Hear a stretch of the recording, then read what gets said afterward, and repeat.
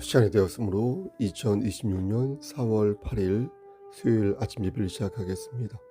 지금 시각은 이른 아침 5시 8분입니다. 다 같이 주의 기도로 시작합니다. 하늘에 계신 우리 아버지여, 이름이 거룩히 여김을 받으시오며 나라가 임하옵시며 뜻이 하늘에서 이루어진 것 같이 땅에서도 이루어지이다.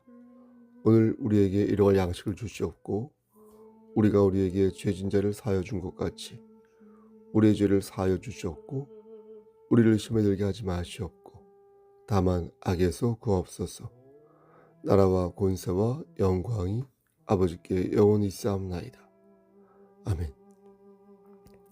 우리의 생사복을 주관하시는 하나님 아버지, 하나님의 크신 사랑을 진심으로 감사드립니다. 우리를 하나님의 자녀로 인쳐주시고 우리가 들어갈 때와 나올 때 하나님의 경륜 안에서 우리를 선도하여 주시고 우리와 늘 동행하여 주심을 감사합니다. 하나님, 그 사랑 계속해서 유지해 주셔서 우리가 나무되지 아니하도록 끝까지 함께하여 주시고 우리가 말씀 안에서 열매 맺는 삶을 살 수 있도록 도와주시옵소서. 이 시간 간절히 바라고 하는 것은 심신이 연약한 우리의 지체들을 위해 기도합니다. 하나님, 저들이 처한 여러 가지 어려움 속에서 아주 넘어지지 아니하도록 하시고 다시 말씀 붙잡고 담대히 일어서서 종국적으로 이기는 자가 되게 하나님 능력을 더하여 주시옵소서. 저들의 곳간에 쌀을 채워주시고 저들의 마디마디에 힘을 넣어주시사 건강한 오장육부와 마디 속에서 하나님의 일을 감당하는데 어려움이 없도록 도와주시옵소서. 또한 우리가 교회 공동체로서의 사명을 잘 감당할 수 있도록 주여 도와주시옵소서. 양을 칠 수 있도록 하시고 사람을 낚는 그러한 어부가 되어 하나님께 영광 돌리는 우리 교회가 되게 하나님 도와주시옵소서. 모든 말씀 예수 그리스도인 받들어 감사하며 기도드렸사옵나이다. 아멘. 하나님 말씀 보겠습니다.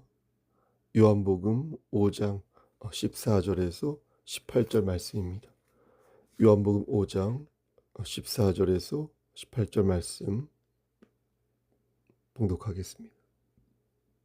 신약성경 제 성경으로 150쪽입니다. 14절. 그 후에 예수께서 성전에서 그 사람을 만나 이르시되 보라, 네가 나았으니 더 심한 것이 생기지 않게 다시는 죄를 범하지 말라 하시니 그 사람이 유대인들에게 가서 자기를 고친 이는 예수로 하니라. 그러므로 안식일에 이러한 일을 행하신다 하여 유대인들이 예수를 박해하게 된지라. 예수께서 그들에게 이르시되 내 아버지께서 이제까지 일하시니 나도 일한다 하시매. 18절. 유대인들이 이로 말미암아 더욱 예수를 죽이고자 하니 이는 안식일을 범할 뿐만 아니라 하나님을 자기의 친아버지라 하여 자기를 하나님과 동등으로 삼으심이로라. 아멘.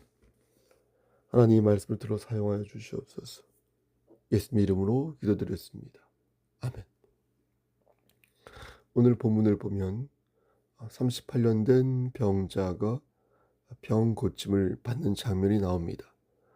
그 병자는 베데스다라는 연못 주변에서 물이 동할 때를 기다리고 있었는데요. 왜 그렇습니까? 물이 동할 때, 그러니까 물이 연못에 차오를 때 재빠르게 연못에 풍덩하고 이렇게 뛰어들면 천사가 나타나 병을 낫게 해준다고 믿었기 때문입니다. 어떻게 그럴 수 있는지 성경은 말씀하지 않습니다. 아마도 이것은 당시에 전해 내려오는 한편의 전설 같은 이야기일 것입니다. AD 150년경에 초대 교부였던 터툴리안이라는 사람이 있었는데요. 본 구절의 이야기를 신빙성이 있는 것으로 해석한 것으로 보아 어쨌든 당시 베데스다 연못이 각종 질병에 효험이 있었던 것은 같습니다. 38년 된 병자는 연못에 뛰어들고 싶었지만 몸을 가눌 수 없어서 그럴 수는 없었습니다. 마가복음 2장에 나오는 중풍병자는 어떻습니까? 네 명의 친구들이 있어서 도움을 받을 수 있었지 않습니까? 하지만 이 병자는 가족도 없고 친구도 없었던 것 같습니다. 그래서 추측컨대 38년 정도 병을 앓았다고 하니까 아마도 긴 병에 효자가 없다고 그러지 않습니까? 모두 흩어지거나 관심을 끈 것이 아닐까 싶습니다. 근데 그때 예수께서 그에게 다가가셨습니다. 근데 재밌는 것은 예수님을 본 병자의 반응이었습니다. 6절 말씀을 보면 예수님께서는 그에게 네가 낫고자 하느냐라고 물으셨는데 7절 말씀을 보면 병자는 뜬금없이 주여 물이 움직일 때 나를 못에 넣어주는 사람이 없어 항상 기회를 놓칩니다. 이렇게 말을 한 것입니다. 이것으로 봐 병자는 예수님을 구주로 여긴 것이 아니라 자기를 못에 넣어줄 조력자로 보았다는 것을 알 수 있습니다. 그러니까 그는 하나님의 능력을 기대하였던 것이 아니라 고만고만한 인간의 관심과 정성을 기대하였던 것입니다. 그의 말을 듣고 예수님께서 이렇게 말씀하십니다. 8절 말씀에 일어나 내 자리를 들고 걸어가라. 기어가는 것도 아니고 일어나서 걸어가라 이렇게 말씀하십니다. 그래서 걸어간다는 말의 의미는 조금 걷다가 주저앉는다는 게 아니라 쭉 걸어간다는 의미입니다. 그러니까 예수님께서는 즉각적인 치료와 함께 완벽한 치료를 하신 것입니다. 걸어가다가 자빠지면 완벽한 치료가 아닐 것입니다. 또 하루가 지나고 이틀이 지나니까 다시 병이 도지면 그것도 완벽한 치료가 아닐 것입니다. 그런데 예수님께서는 즉각적으로 그를 치료하시면서 동시에 완벽하게 그의 병을 치료하신 것입니다. 근데 어처구니 없는 일이 벌어집니다. 두 가지 일인데요. 하나는 유대인들이 벌인 어처구니 없는 일, 또 하나는 38년 된 병자가 벌인 황당무계한 어처구니 없는 일이었습니다. 유대인들은 38년 된 병자에게 이렇게 말했습니다. 10절 말씀에 유대인들이 병 나은 사람에게 이르되 안식일인데 네가 자리를 두고 가는 것이 옳지 아니하니라.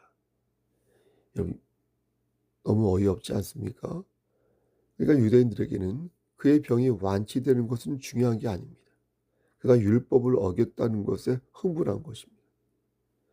출애굽기 20장 10절 말씀을 보면 10계명 중에 네 번째 계명으로 7일 그러니까 안식일에는 아무 일도 하지 말라 이렇게 하였는데 네가 지금 안식일에 자리를 박차고 일어났으니 그것처럼 큰 죄가 없다는 것입니다. 참으로 말도 안 되는 정말 이상한 소리 아닙니까? 본인이 38년 된 병자라면 그렇게 어, 말할 수 있는지 묻지 않을 수 없는 것입니다.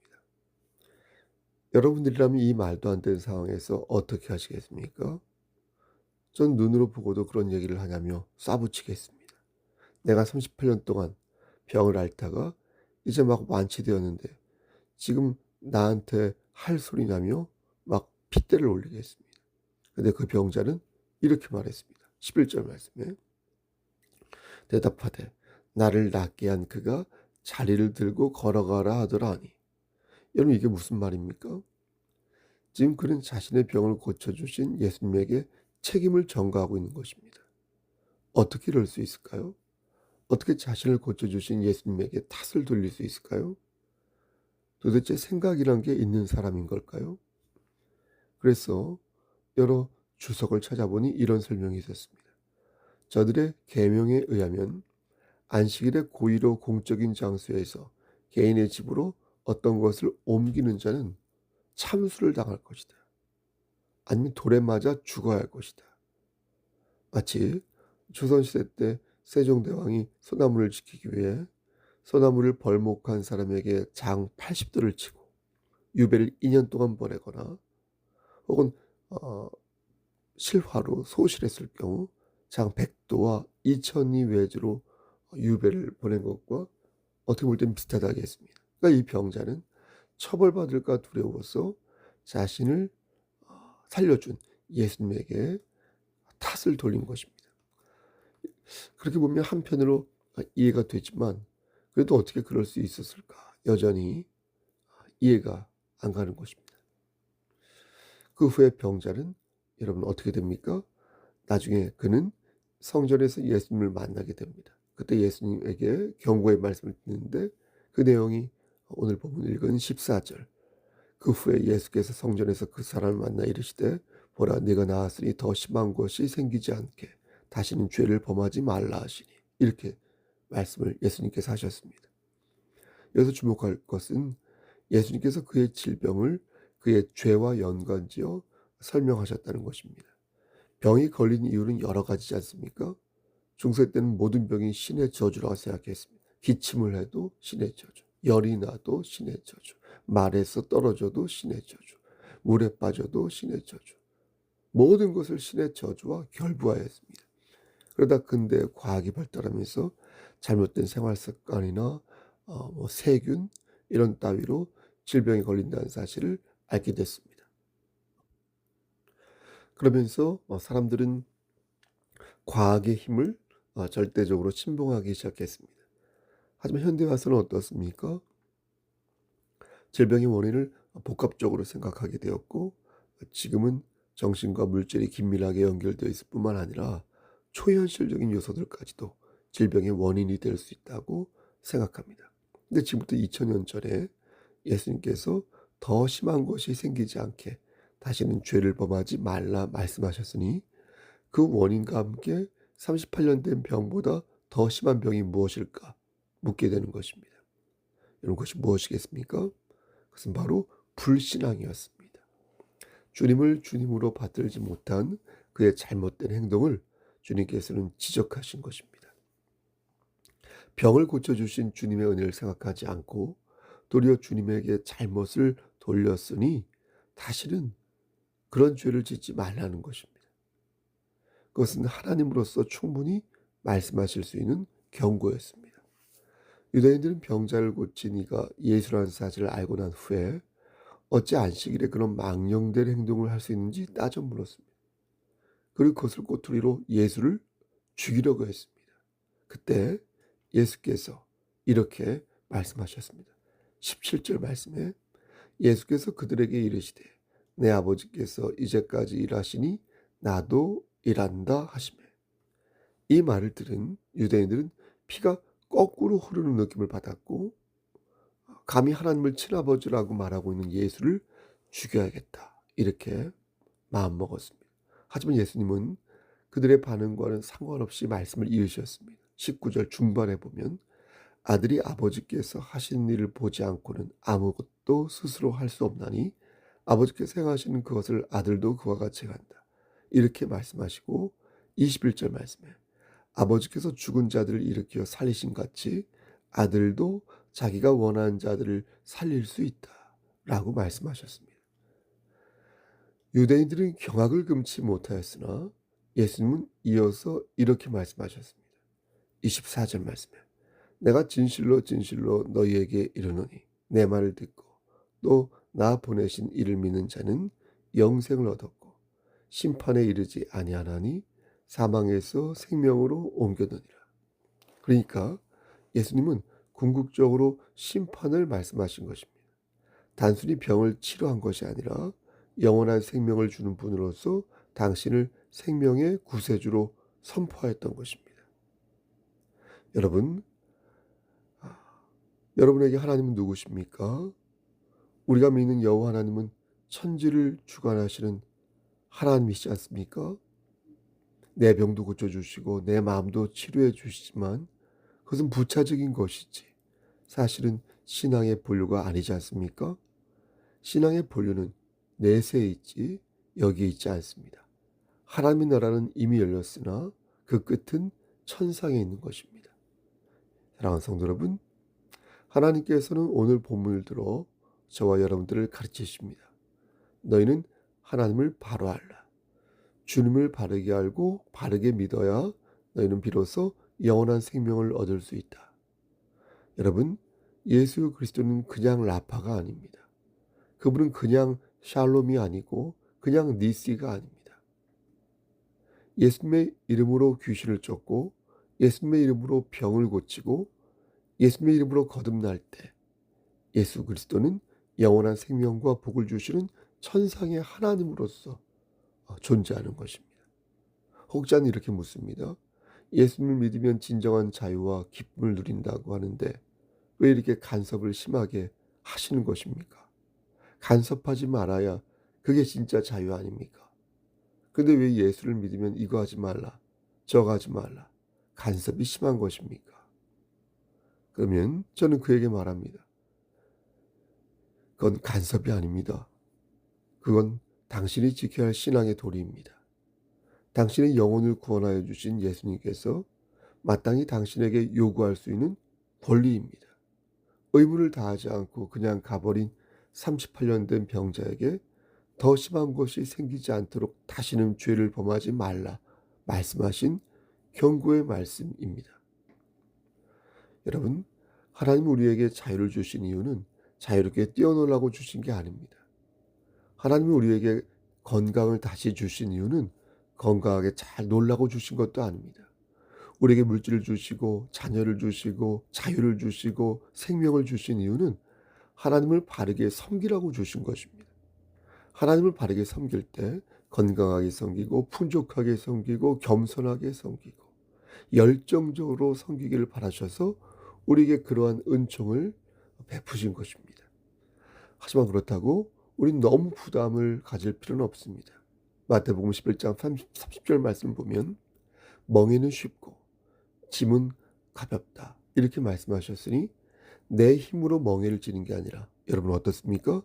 주님의 은혜로 멍에를 지는 것이고 그 결과가 영생이란 큰 축복이기에 우리의 멍에는 쉽고 우리의 짐은 분명 가벼울 것입니다.